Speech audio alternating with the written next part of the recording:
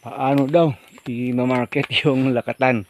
Hello, good day sa ating mga kaibigan, sa ating mga ka-agri all over the Philippines. Magandang araw, magandang hapon, magandang umaga, magandang gabi. Anytime po na inyong mapanood itong ating video, ay nagpapasalamat po tayo una-una sa ating mga supporters. Pero bago po natin pag-usapan yan, kung bago ka pa lang sa channel ko, paki-like naman po, comment, share, and subscribe. At huwag kalimutang i-hit ang ating button bell para ma-notify po kayo sa ating mga bagong upload. Sa mga nanonood at saka nagpa-follow. So, yun po. Yung tanong ng kaibigan ko, galing na rin ng Capiz. Paano daw i-market? Kahit na nasagot ko po yun na yung kanyang tanong kasi nag-direct message po siya sa atin. Sasagutin na rin natin dito sa video kasi po napakalaking tulong po nun mga ka-agri sa ating mga kaibigan na nagtatanim na rin ng lakatan. Paano ba ito i-market? Napaisip po kasi siya. Bakit daw kasi mas mahal yung presyo namin dito sa Ililo compare po sa Capiz? Paano ba na ilalabas yung mga mga produce ng lakatan na ano yung presyo, na mahabol yung presyo. So yun, matagal-tagal na rin yung aming usapan at gusto ko yung share, ibahagi sa inyo yung ibang naging part nun para po talaga makapagbigay ng tulong sa ating mga kaibigan na naglalakatan, lalo-lalo na po dyan Mindanao area po mga ka-agri. Mostly po kasi ng mga nag-agrikultura, ng mga magsasaka natin, yung unang iniisip kasi yung agriculture i-culture na i-culture. Padamihin ang padamihin, tawag doon, gagawa ng supply, gagawa ng produkto sa pag-agrikultura. Pero later na lang niya malalaman na magkakaproblema po siya sa marketing. So yun po yung problema ng agriculture compare po sa agribusiness. May kaibahan po mga ka-agri. So yung gagawin natin, pag alam na natin mayroon na tayong produkto after 1 year, dahil nagtanim ka ng lakatan or after 10 months, huwag kang manatili sa bahay mo at saka magre-relax lang doon. Ngayon pa lang, sa pag-uumpisa mo pa lang magtanim, mag-iisip ko na po ng market. Pumunta na po kayo sa mga terminal ng foods, sa mga food terminal, kaya po dito sa amin. Mag-check na po kayo doon kung may bumibili ba, kung mayroon naman magkano ba yung presyohan. Simpleng bagay lang po yun, pero mag-umpisa na. At saka po pag-isipan na, pwede ka nang mag-start ng market doon. Pag may nakakilala ka doon, sabihin mo sa mga nagbebenta doon, sa mga fruit stand doon, kung ano may yung pamaraan doon, na after 10 months, after 1 year, may produkto akong lakatan. Baka pwede kong ibenta sa'yo. O ayan, mayroon ka ng market pag nagka-close deal kayo. Syempre yung presyuhan, hindi pa ninyo yan mako-close deal kasi nga matagal pang lalabas. Pero at least, mayroon ka na po kayong standing na market. Yun po mga ka-agri. Napakalaki po kasi ng pinagkaiba pag early po tayo nag-iisip tungkol sa marketing. Ika nga sabi ng isang poetry, sabi ng isang proverb, early birds catches the worm. Yun nga, dapat early. Pag early bird ka, you catches the worm. Kayo na bahala dong mag-interpret. Ganun rin po sa pag-agrikultura, ganun rin po sa pag-marketing ng ating lakatan. Dapat maaga ka talaga. Huwag kang relax unless otherwise yung market mo ay established na talaga, establishado na. Walang problema doon. Pangalawang pwede natin masabi sa inyo kung hindi po natin yan magawa ng mano-mano, pumunta ng mga market, gamitin natin social media sa ngayon kasi po napakalakas, napakaganda, nagpapabilis yung social media. Pwede ka nga gumawa ng account mo hindi naman ibig sabihin mag-account ka sa Facebook, gusto mong mamonetize, hindi. Maging paraan po kasi yun na doon mo pwedeng ibenta.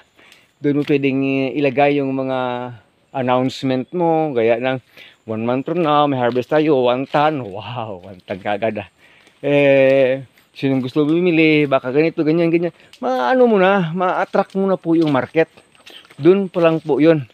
Kaya as early Gawin mo na rin yan sa social media, mga ka-agree.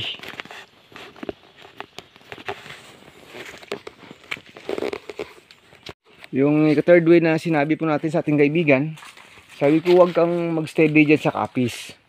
Malapit lang naman yung Iloilo. Pumunta ka ng Iloilo, pasukin mo yung mga bawat market ng bawat bayan, bawat sa city. Kaya sa city, pasukin mo, magtatanong ka sa mga fruit stands, sa mga highways, maraming fruit stands. Tanong ka, tawag doon, awaken ka ng market kasi sila bumibili talaga sila. At sabi ko, mayroon ka ba namang transportation facility? Meron naman pala. Meron siyang sasakyan. Ako, napakadali lang. Gawin mo lang muna yon. Kasi pag nakapag-establish na po kasi ng market, mabilis lang. Kunin mo na yung mga numbers nila o kunin mo na yung mga accounts nila para anytime po pwede ka nang mag-message. Sabihin mo na lang sa kanila, darating ako sa next week, ganito, estimated kung harvest, ganito karami. Di alam na nila. Kanya-kanya na silang message sa iyo. Ganitong volume kailangan ko, 3 tons, 4 tons, 5 tons. Malaki yan yun na. 300 lang, o 30 kilos lang, o ganun. Pero madadaanan mo na sila kagad. Isang delivery mo lang, ay maidala mo sa kanila yung produkto mo. Hindi mag-i-steady yung presyo mo na masyadong pakababa ng presyo. Talo ka talaga. Pag ganun, sabi ko, kahit na maggagastos ka pa sa transportation mo, tumubo ka pa rin ng napakalaki compare sa dyan ka lang sa area mo. Na ganun lang yung kuha ng mga middleman, yung yumayaman, yung middleman. Sabi ko, dapat i-business mo, huwag ganun. Isang bagay pa sinabi ko sa kanya, dapat magkaroon ka ng volume. Kasi pag hindi naman yan volume, hindi naman aarangkada yung market mo pag wala kang volume sa paglalakatan. At saka sabi ko sa inyo, dapat sustainable yan. Kasi yung iba, gusto niya whole year round, mayroon kang produktong ibibigay sa kanya para hindi na siya maghahanap pa sa iba.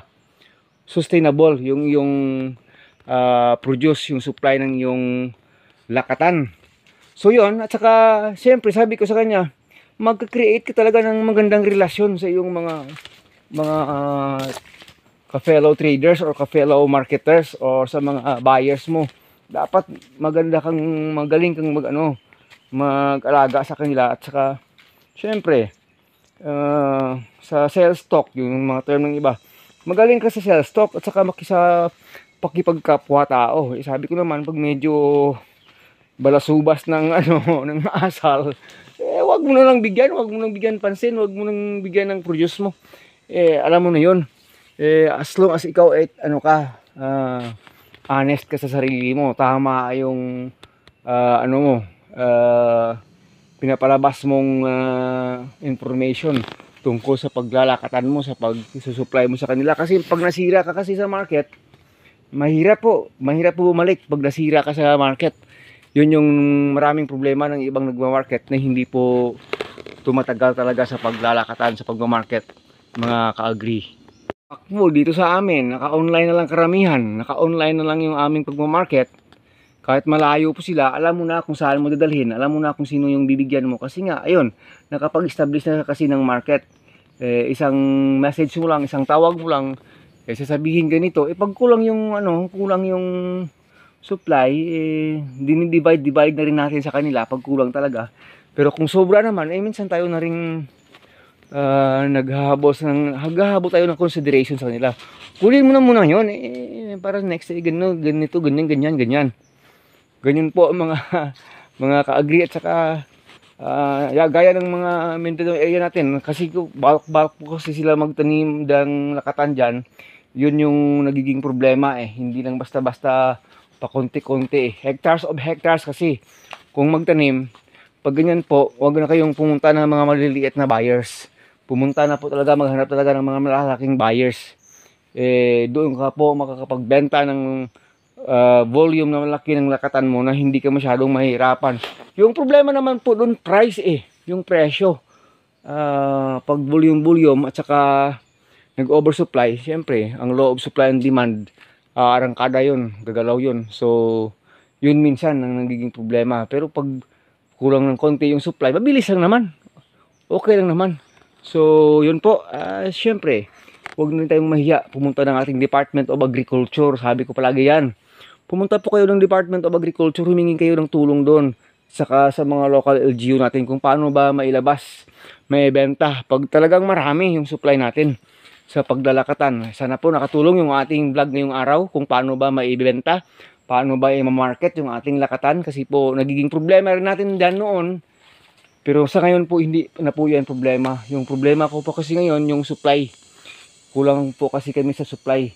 Kahit hanggang ngayon, kahit na medyo marami na nung nagtatanim dito sa amin dahil sa ating tawag, sa ating pag-i-encourage sa kanila. Pero kulang pa rin po talaga yung supply ng lakatan dito sa amin. So maraming salamat po once again. Agritechnics TV sa nakapagbigay ng konting kaalaman.